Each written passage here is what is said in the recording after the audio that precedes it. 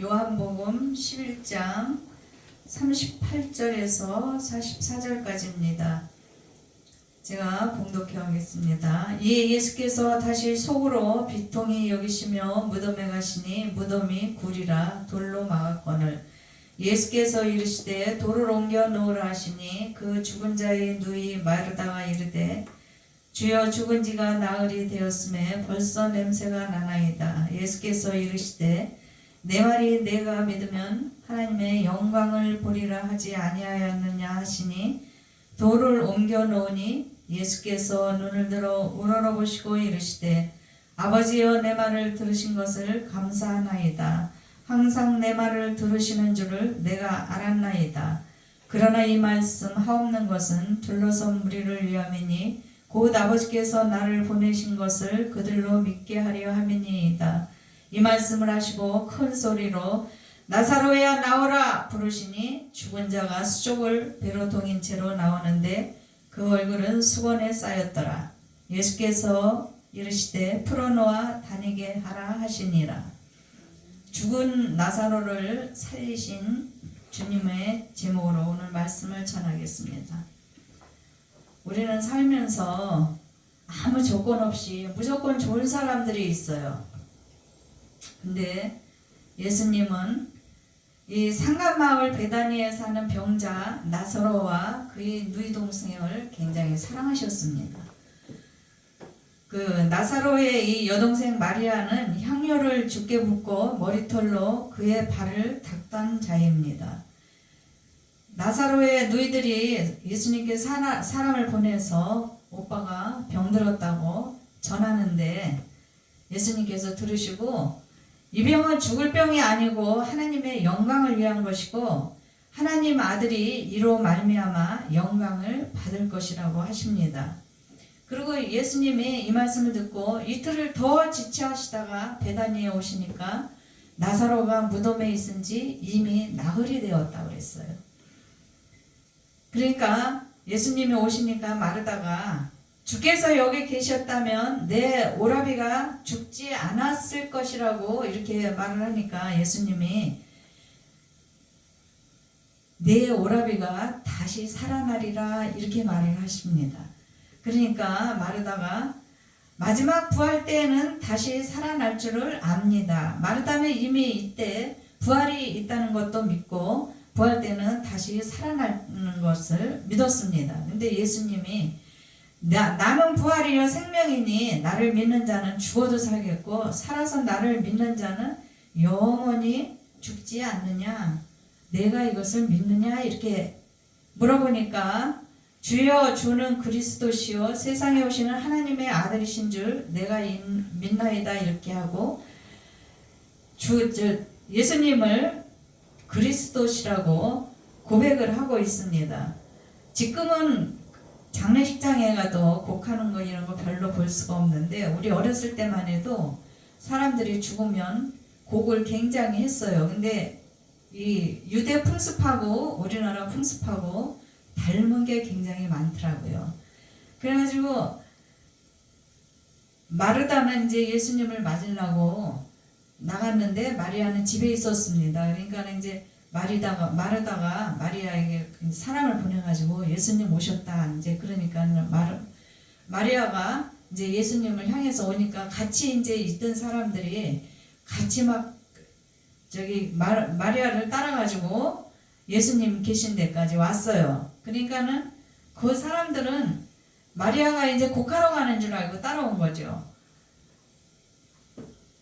그리고 제가 우리 시아버지 돌아가셨을 때 보니까 무슨 호상이라고 그래가지고 잔치집 같이 동네 청년들이 한바탕 와서 놀고 가더라고요. 그래서 제가 그걸 보고 너무 충격을 받아가지고 아니 초상집에 와서 저러나 그랬더니 이때만 해도 이 유대 나라는 둘 이상의 피리 부는 악사를 고용하고 그 곡하는 사람을 고용할 정도로 장례식을 그렇게 치렀습니다.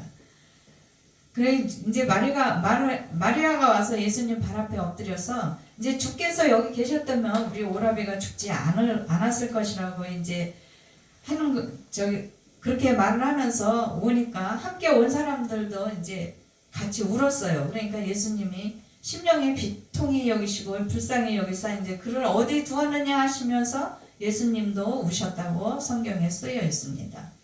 그러니까 이제 그 옆에 있던 다른 사람들이 보라 그가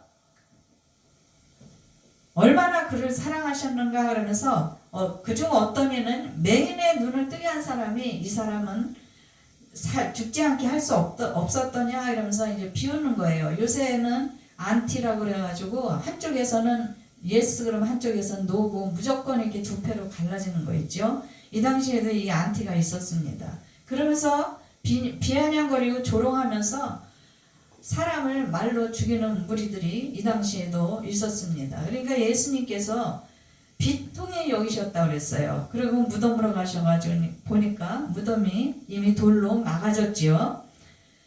이 죄와 사망의 권세를 쥐고 있는 사단과 악의 세력에게 분노하시고 돌을 옮겨 놓으라 하시고 말씀하시니까 마르다가 주여 죽은 지가 나흘이 되어 벌써 냄새가 나나이다. 그러니까 예수님께서 내 말이 내가 믿으면 하나님의 영광을 보리라 하지 않았느냐 그러면서 냄새가 나기 시작했다는 것은 벌써 시체가 썩기 시작했다는 것을 의미합니다. 인간이 눈으로 보기에는 예수님이 너무 늦게 오셨죠. 시체가 썩을 때까지 안 오셨다가 오셨으니까. 근데 우리도 살면서 이런 일이 있을 수가 있습니다. 정말 많이 기도했어도 아무 응답이 없습니까? 그러나 낙심하지 마세요. 예수님은 정확한 시간에 오신 것입니다. 왜요? 주님이 죽음의 권세를 이기고 나사로를 다시 살리신 것처럼 우리 인생을 통해서 영광 받으시기를 원하시기 때문입니다. 그러면서 예수님께서 이제 하나님께 기도를 하죠. 아버지여 내 말을 들으신 것을 감사하나이다. 항상 내 말을 들으시는 줄을 내가 압니다. 그러나 이 말씀을 하는 것은 둘러선 무리를 위해서니 아버지께서 나를 보내신 것을 믿게 하기 위함입니다. 이 예수님께서 공생애를 하시면서 사람들이 하나님의 아들이라는 것을 믿지 않는 사람이 너무나 많았어요. 그렇기 때문에 이렇게 예수님께서 기도를 하신 것입니다. 그리고 말씀하시면 큰 소리로 나사로야 나와라 이렇게 부르시니까 죽은 자가 수족을 배로 동인 채로 나오는데 그 얼굴은 수건에 쌓였다고 그랬어요. 예수께서 풀어놓아 다니게 하라 이렇게 하니까 그 냄새나던 시체가 멀쩡하게 걸어다니고 말을 하니까 사람들이 얼마나 놀랐겠어요. 신기하기도 했겠죠. 그런데 예수님께서 나사로가 죽은 지 4일 후에 오셨지만 아까도 얘기했지만 정확한 시간에 오신 것입니다. 왜 그러냐면 나사로가 죽지 않았다면 병든 자는 고칠 수가 있었겠지요. 그런데 죽은 자는 살릴 수가 없었습니다. 이 완전한 그 절망 상태에 있던 나사로가 소생한 것은 믿음과 기도야말로 죽음 같은 현실을 딛고 일어설 수 있는 힘이요 지혜라는 것을 깨우쳐 주셨습니다. 예수님이 자신이 부활과 생명 되심을 보이신 것이에요. 그리고 나사로의 부활은 말세에 그리스도에 연합한 자들이 새 생명을 입을 것임을 예표하기도 합니다. 그리고 예수님께서는 공세 기간 동안 복음 전파하시고 우리를 또 치유하시고 또 제자들을 가르치시는 사역을 하셨습니다. 예수님께서는 우리를 사랑하시고 불쌍히 여기시고 또 긍휼히 여기시고 귀신도 쫓아냈죠. 병든 자를 치유하고 죽은 자도 살리셨습니다. 신약성경에는 예수님의 사역과 사도들의 그 사역 가운데 이적을 행하신 것이 많이 기록되어 있습니다. 속담에 호라비 사정 호라비가 알고 과부 사정 과부가 안다는 말이 있는데 하나님의 아들이신 예수님은 인간의 몸으로 이 땅에 오셔서 희노애락을 모두 경험하셨기에 인간이 겪는 그 배고픔과 병든과 슬픔과 기쁨 모든 것을 경험으로 아십니다. 한 인간을 천하보다 귀히 여기시는 예수님은 나보다 나를 더 잘 아십니다. 우리를 통해 하나님의 역사하심을 보시고 영광을 받으시기 위해서 응답의 때를 정확히 아십니다. 여러분, 우리 문제가 무엇인지 우리가 알지만은 그것이 응답될 때는 우리는 모를 때가 많이 있습니다. 그런데 하나님 아버지께서는 우리의 문제를 아시고 또 필요를 아시고 하나님은 또 우리를 보고 그 문제를 통하여서 기도하라는 것이기 때문에 하나님은 우리의 기도를 들으시고 하나님 때에 정확히 응답하실 것입니다. 믿음이 연약하고 부족한 나를 통해 영광 받으시기를 원하시기 때문입니다. 그리고 우리가 먼저 하나님을 사랑한 것이 아니라 하나님이 먼저 우리를 사랑하셨습니다. 올 한 해도 전지전능하신 하나님을 전폭적으로 신뢰하며 굳건한 믿음으로 승리하시는 여러분 되시기를 예수 이름으로 축복합니다. 사랑과 은혜가 충만하신 아버지의 은혜와 사랑 가운데 우리를 늘 인도하시고 보호하시고 함께하신 하나님께 감사드립니다. 우리는 연약하고 아버지 미련하고 어리석어 하나님 뜻과 아버지 다른 상황을 빚어낼 때도 있고 또 하나님 뜻에 따르지 못하고 아버지 어리석음으로 아버지 잘못할 때도 많이 있습니다.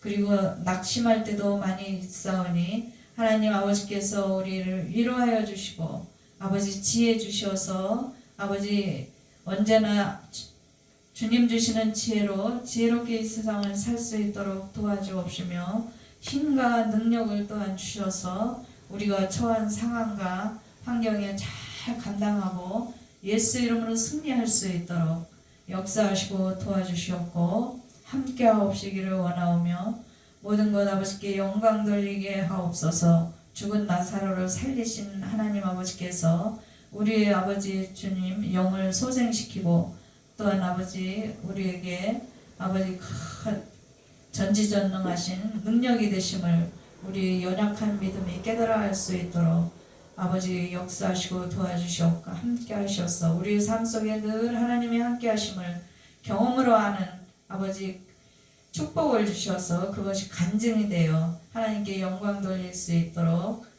역사하시고 도와주시옵고 함께 하시기를 원하며 모든 영광 홀로 받으시옵소서. 늘 우리와 함께 하시는 하나님께 감사드리며 예수님 이름으로 기도합니다.